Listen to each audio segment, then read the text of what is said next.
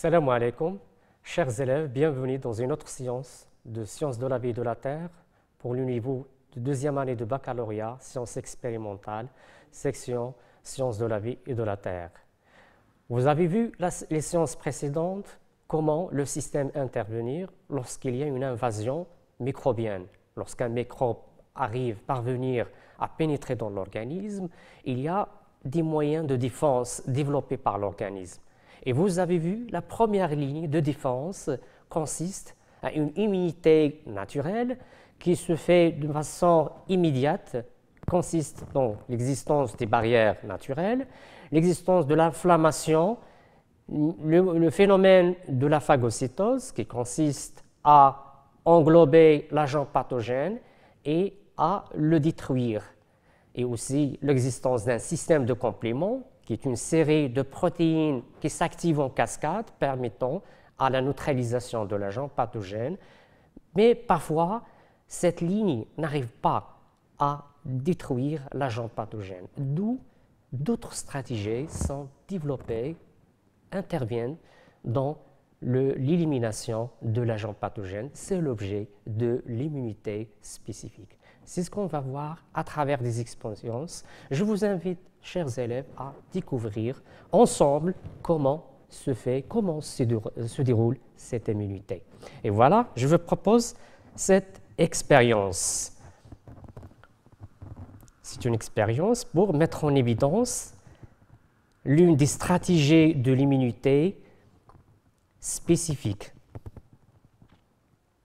Qu'est-ce que vous observez, chers élèves? Donc, on a ici 3 cobayes, A, B et C. Les 3 cobayes ont le même CMH, sont appartenant à la même souche, dont on a injecté, donc le cobaye A, on a injecté anatoxine diphtérique. Anatoxine, c'est une toxine qui est atténuée, qui a perdu son pouvoir pathogène, donc n'est pas virulent comme la toxine, mais il a cette capacité d'induire une réponse. Après 15 jours plus tard, qu'est-ce qu'on a fait? On a injecté une toxine diphtérique à cet animal et on observe le résultat, c'est la survie. Et puis, on a injecté le sérum prélevé du cobaye A à un autre cobaye B et on observe que cet animal survit.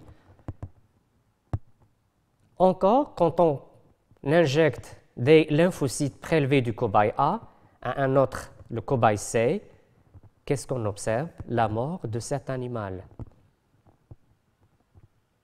Donc, on se demande d'analyser cette expérience et de déduire le type d'immunité intervenant dans cette expérience. Je vous invite, chers élèves, à comparer. Donc, comparons les conditions et aussi les résultats. Donc, comparons les conditions ici. Donc, comment peut-on expliquer dans le premier cas la survie de l'animal?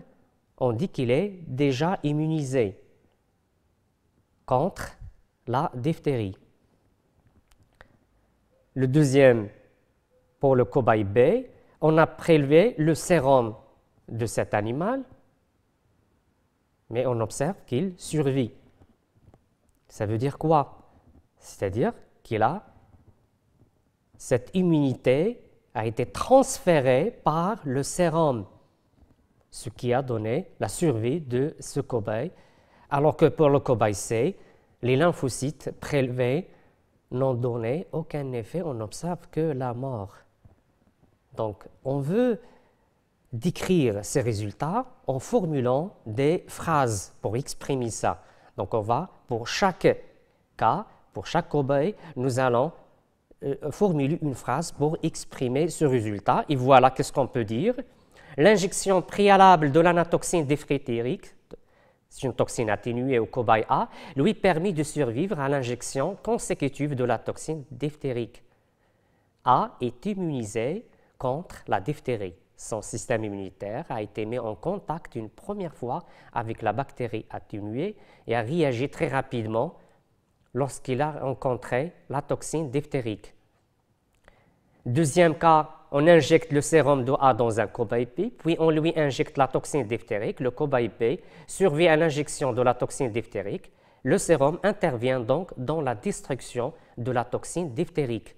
Et troisièmement, on injecte les lymphocytes du cobaye A à un cobaye C. Celui-ci meurt. On en déduit que les lymphocytes n'interviennent pas dans la destruction de la toxine diphtérique. Chers élèves, donc l'effet, cette immunité, il est assuré par quoi? Quels sont les acteurs de cette immunité? Bien évidemment, vous allez me dire, c'est quelque chose qui passe à travers le sérum et pas à travers les lymphocytes. Ce sont des molécules.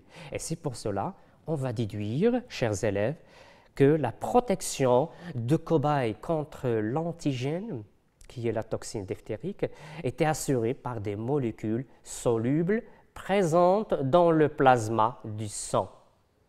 Et puisque ce sont des molécules qui existent dans le plasma, on dit que cette immunité, c'est une immunité à médiation humorale. C'est un facteur existant dans le sang, plus précisément dans le plasma, et qui a transféré l'immunité et conféré à ce cobaye d'être immunisé contre la diphtérie. Mais une remarque, est-ce qu'il se fait pour être immunisé à un agent pathogène, pour qu'il soit immunisé contre tous les agents pathogènes? C'est ce qu'on va voir dans cette expérience, chers élèves. Regardons ici, on a deux cobayes dont on a injecté l'anatoxine tétanique. Bien évidemment, vous allez me dire, cet animal va être immunisé contre quoi? Contre le tétanos. Et donc, si on injecte la toxine tétanique, regardons, on observe qu'il y a une survie de cet animal. Mais lorsqu'on injecte la toxine diphtérique ou autre toxine microbienne différente de la toxine tétanique, on observe que l'animal meurt. Et donc, qu'est-ce qu'on peut tirer comme conclusion à partir de ça? Est-ce qu'il est valable? Est-ce qu'il suffit d'être immunisé vis-à-vis d'un agent pathogène, d'être immunisé vis-à-vis de tous les agents pathogènes? Non. On dit que c'est une immunité qui est spécifique. Le cobaye est immunisé contre le tétanos et pas contre la diphtérie. C'est une immunité qui est spécifique. Et maintenant, chers élèves, on va s'interroger sur qu'est-ce qu'il contient, qu'est-ce qu'il existe au niveau du sérum qui confère au cobaye ce pouvoir d'être immunisé. C'est ce qu'on va voir par la suite. Donc, on va analyser l'analyse du sérum chez des animaux. Les graphes suivants représentent les résultats de l'électrophorèse des protéines solubles dans le sérum, effectuée chez un animal avant et après 15 jours de l'injection d'anatoxine tétanique. Toujours, on veut savoir d'où provient ou quelles sont les molécules qui interviennent ou les acteurs qui interviennent dans cette immunité. Regardons en comparant entre les deux graphes. Voyons avant l'injection par rapport à 15 jours après l'injection de l'anatoxine tétanique. Prenez votre temps. Essayons, chers élèves, de comparer entre les deux graphes. Alors, ici, on a des pics. Regardons, dans les deux cas. Sans doute, vous allez me dire qu'on trouve un pic, donc des quantités élevées. Donc ici, l'axe des ordonnées représente la concentration en fonction de sens de migration. Je vous rappelle, c'est quoi l'électrophorèse? C'est une technique biochimique qui permet de séparer les molécules selon leur charge. Donc en séparant, ce sont des types de protéines ici. Donc la comparaison montre quoi ici? On trouve que la concentration de l'albumine, la concentration est la même, avant et après. Même chose pour alpha 1, alpha 2 et bêta, pour ces protéines, alors que pour gamma, c'est globulines. Pourquoi on dit globulines? Ce sont des molécules globulaires dans la structure spatiale. Il est en globules. Donc ces molécules, on trouve qu'il y a une différence au niveau de ces molécules. Et donc qu'est-ce qu'on peut tirer? Que ces molécules, chers élèves, qu'est-ce qu'on peut tirer comme conclusion d'après cette comparaison? Quelle est l'origine de cette immunité? Quelle est la nature de ces molécules qui existent au niveau du sérum et qui confèrent à ces animaux leur pouvoir immunisant? Ce sont les globulines, appelées globulines gamma, qui sont les effecteurs de la réponse immunitaire à médiation humorale. Ils sont appelés immunoglobulines ou anticorps. On les appelle des anticorps. Ce sont comme des puissantes armes contre les antigènes. Et on va s'interroger aussi quelle est la structure de ces molécules, comment se présente. Voyez-vous, je vous présente ici un document qui présente la structure de l'immunoglobuline. Regardons la forme, comment il est. Il est en forme de la lettre Y. On distingue ici qu'on a deux chaînes. Ce sont des chaînes protéiques formées d'un ensemble d'acides aminés. Des chaînes qui sont longues, on les qualifie des chaînes lourdes, heavy en anglais, et deux chaînes légères, light. Et aussi, qu'est-ce que vous observez ici? On a distingué entre des régions au niveau de cet anticorps. Regardons les couleurs, qu'est-ce qu'elles signifiaient. Revenons, regardons dans le document. Ici, on a une région qu'on a qualifiée V, et pour les autres parties, C. Ce sont des domaines. On distingue deux domaines. Domaine C, c'est ce qu'on appelle des régions constantes, et des régions qui sont variables, V. Variables. Mais d'où provient cette distinction entre variable et constante? Quelle est leur signification? Donc, on va zoomer au niveau de la région variable. Qu'est-ce qu'on trouve? Regardons dans le document. Zoom au niveau, c'est la région de la fixation de l'antigène. Ce sont les régions de fixation de l'antigène. On voit clairement ici, c'est le site où se fixe l'antigène qu'on a symbolisé. Ici, le site de fixation de l'antigène sur l'anticorps. Et ici, c'est le lieu de fixation de l'antigène. Donc, il a une conformation spatiale qui lui permettant de se lier avec un antigène de façon comment il est. C'est comme la clé et la serrure. Est-ce que n'importe clé, est-ce qu'une clé peut ouvrir n'importe quelle serrure? Bien évidemment, non. C'est pareil. Même ici, il y a ce qu'on appelle une complémentarité du point de vue structure. Donc, retenez-vous bien, chers élèves, qu'il y a deux sites de fixation de l'antigène existant au niveau de la région variable. Variable, c'est-à-dire il va conférer donc la liaison avec plusieurs, donc une liaison avec l'antigène.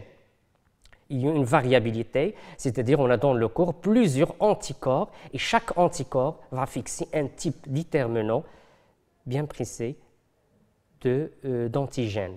Et donc, on dit qu'un anticorps est une protéine complexe qui résulte de l'assemblage de 4 chaînes polypeptidiques identiques 2 à 2, 2 chaînes lourdes ou H, IV, et 2 chaînes légères ou L, light. L'ensemble est relié par des ponts disulfures. Regardons bien, il y a des ponts disulfures qui relaient entre ces chaînes et constituent une molécule en forme de lettre Y.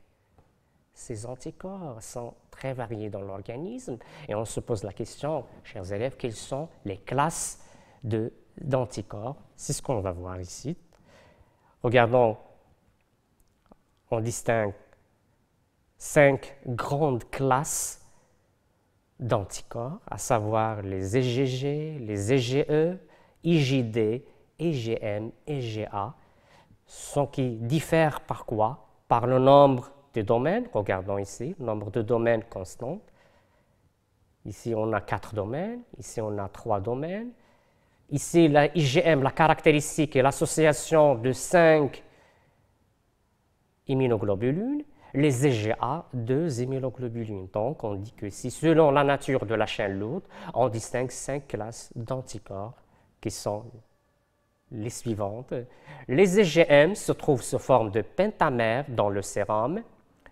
En pentamère, penta signifie 5, en nombre de 5, circulant dans le sérum.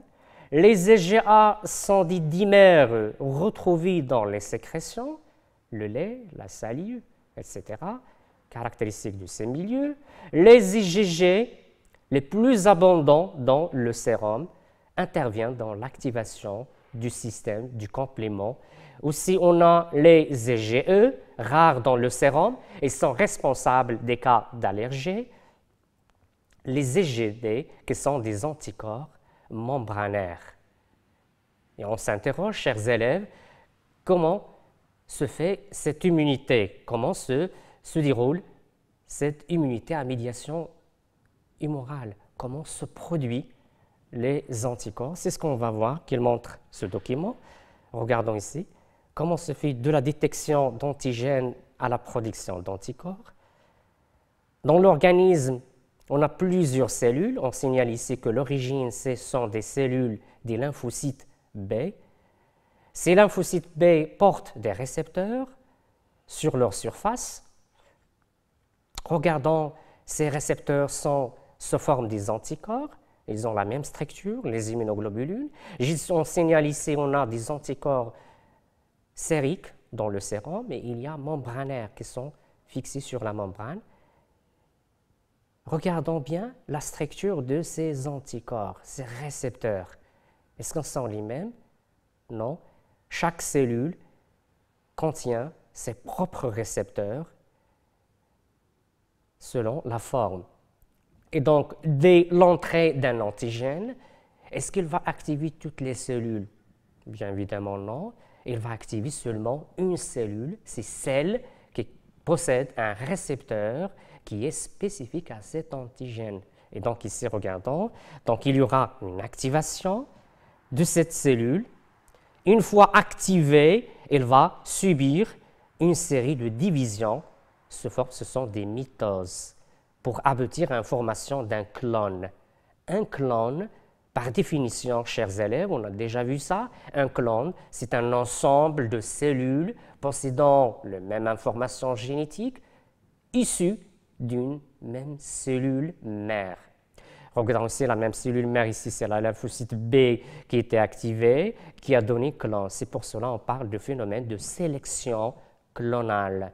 Une cellule a été sélectionnée et qui a subi ces divisions, ces mitoses, aboutissant à la formation d'un clone de cellules portant la même information génétique et bien évidemment produisant le même type d'anticorps destiné à détruire l'agent pathogène. Et rappelez-vous, chers élèves, on a dit que parmi les caractéristiques responsables de la virulence des microbes, c'est leur multiplication. Donc, pour freiner, pour limiter cette expansion, il faut qu'il y ait un nombre élevé de ces anticorps pour leur neutraliser. Et voilà, regardons, que se passe-t-il après? Ces lymphocytes se différencient après. Il y a une différenciation. En quoi? Regardons, il y a des lymphocytes P qui se différencient en des cellules spécialisées dans la sécrétion, dans la production des anticorps et qui est capable de leur sécréter. Et aussi, il y a des lymphocytes B qui sont mémoire. Lymphocytes B, mémoire, donc deux types. Mémoire caractérisée par leur longue durée de vie, ils s'activent à chaque fois qu'il y a une entrée d'agents pathogènes, et les plasmocytes sécrétrices sont des cellules sécrétrices d'anticorps. Et donc, qu'est-ce qu'on peut dire? Lors de l'entrée d'un antigène, la production d'anticorps se fait en 3 étapes. Reconnaissance de l'antigène aux sélections clonales. L'antigène ne se lie qu'avec un seul type de lymphocyte B qui possède un récepteur compatible avec cet antigène. Amplification clonale de lymphocyte B activée. Une fois la fixation d'un antigène sur les anticorps d'un lymphocyte B active ce dernier, ce qui va permettre à la multiplication et l'augmentation du nombre de ces lymphocytes B. Et puis la dernière étape qu'on a dit, c'est la différenciation des lymphocytes B en cellules sécrétrices d'anticorps et en lymphocytes B mémoire qui gardent cette une idée sur l'agent pathogène. Et une fois qu'il y a une entrée de l'agent pathogène, il y aura une réponse immédiate. Et voilà ici, on s'interroge sur la structure de ces cellules qui sont responsables de la sécrétion d'anticorps. Voyez-vous, chers élèves, dans l'image, vous voyez ici une cellule, une photo électronographique par une coloration utilisée qui permet de décrire cette structure. Regardons, c'est une grosse cellule avec un gros noyau à l'intérieur. Et regardons ici, des organismes cellulaires sont très développés, sont très nombreux ces organismes, principalement, on cite ici l'appareil de Golgi, le réticulum endoplasmique rugueux, c'est une série de saccules, c'est un système endomembranaire à l'intérieur qui est spécialisé dans les biosynthèses des protéines. Rappelez-vous bien, au niveau de l'intérieur de la cellule, en plus d'une membrane cellulaire et d'un noyau, il y a des organismes cellulaires dont leur fonction est les biosynthèses. Et normalement, une telle cellule, pour qu'elle sécrète des anticorps qui sont de nature protéique, donc il y aura l'intervention de ces organismes. C'est pour cela qu'on trouve cette cellule de cette structure. Et voilà, cette cellule, donc schématiquement, l'intervention de différents réticulums. Il y a des ribosomes, les structures que vous avez déjà vues lors de l'information génétique, lorsqu'on a dit que la traduction qui se déroule dans le cytoplasme fait intervenir des ribosomes pour lire l'ARN messager et pour la synthèse des protéines. Donc, voyez-vous l'appareil de Golgi, en plus, il y a des vésicules de sécrétion. Donc, l'intervention de ces organismes permet à la fin la synthèse de ces anticorps qui vont être excrétés, sécrétés vers le milieu extérieur. Regardons en forme de Y les anticorps libérés dans le plasma, reconnaissant le même antigène que les anticorps membranaires du lymphocyte P à l'origine de ce plasmocyte. Qu'est-ce qu'on peut dire? Les plasmocytes sont des cellules spécialisées dans la sécrétion des anticorps. Elles sont très riches en organismes permettant la synthèse des protéines. Ici, on parle des anticorps.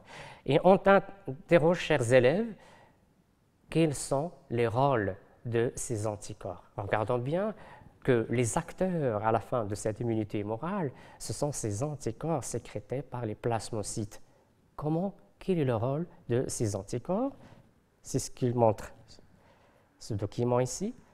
Donc, les anticorps assurent trois grandes fonctions. Neutraliser l'antigène, donc en se fixant sur l'antigène, rappelez par exemple la toxine de tétanos, cette toxine agit sur le système nerveux. Donc, si l'anticorps se fixe sur l'antigène, il va empêcher sa fixation sur les cellules cibles, par exemple sur le système nerveux. Faciliter la phagocytose, on va voir ça par la suite. Activer le complément, c'est ce qu'il montre, le document à côté, c'est contre voie, la classique. Donc rappelez-vous, on a déjà vu la voie alterne, que le système de complément active une fois en contact avec l'antigène. Là est une deuxième occasion de voir un autre type, une autre voie d'activation du système de complément qui est la voie classique. Comment s'active cette voie classique? C'est lorsqu'il y a formation, liaison de cet anticorps avec, le complément. Donc, lorsqu'il y a liaison entre l'anticorps et l'antigène, il y aura l'activation du complément, le recrutement du système de complément par l'intervention de C1, le premier composé, et puis ce qui permet l'activation en cascade des autres protéines. Je rappelle que le système de complément est constitué d'une vingtaine de protéines qui s'activent en cascade, constituant des enzymes permettant des réactions chimiques. Il aboutit à quoi? Regardons à la fin. Il aboutit à la formation, le recrutement des composants de C7, C8, CNF, donc pour former à la fin un canal à l'intérieur de l'agent pathogène, à la surface de l'agent pathogène. C'est ce qu'on appelle le CAM, c'est le complexe d'attaque membranaire, qui permet l'entrée de l'eau et des sels minéraux et l'éclatement de la cellule par choc osmotique. Donc, ce qui permet l'éclatement de cette cellule par choc osmotique. Donc, retenez-vous bien la fin du système de complément, la formation du complexe CAM, complexe d'attaque membranaire. Pas seulement le CAM, regardons ici, parmi aussi les effets ici du système de complément. Ensuite aussi la formation des unités, des molécules de faible poids, qui sont le C3A, aussi le C5A, qui interviennent dans le chimiotactisme. C'est quoi le chimiotactisme, chers élèves? Vous avez vu ça lorsque vous avez parlé de l'inflammation. Ces molécules permettent d'attirer les cellules, les globules blancs, les macrophages, les polynucléaires au site d'infection pour augmenter l'efficacité de la réponse immunitaire. Et c'est via ces molécules que se fait cette attraction, ce qu'on appelle chimiotactisme. Aussi, on signale d'autres parties, comme le C3b. Ce C3b permet l'opsonisation. Qu'est-ce que ça veut dire l'opsonisation? Va se fixer sur l'antigène et qui va faciliter la phagocytose. Et c'est pour cela que je vous invite à observer ce document, comment intervient le rôle des anticorps dans la phagocytose. Regardons dans l'image à côté, vous voyez-vous phagocytes intégrant des bactéries à l'intérieur. Comment se fait cette intégration? Rappelez-vous bien que la première étape, c'était l'adhésion du macrophage avec l'antigène, mais parfois l'antigène échappe. Le macrophage n'arrive pas à adhérer à l'antigène, ce qui s'oppose à la phagocytose. Donc, pour faciliter cette phagocytose, on voit l'intervention des molécules. Donc, regardons ici le fragment, donc la bactérie antigène, la fixation des anticorps sur l'agent pathogène. Donc, les anticorps qui se fixent sur l'agent pathogène vont faciliter la phagocytose. Comment? Dans le cas des cellules étrangères comme les bactéries, les anticorps se fixent sur des antigènes de la paroi bactérienne grâce à leur site anticorps. Ici, on parle des anticorps avec leurs parties.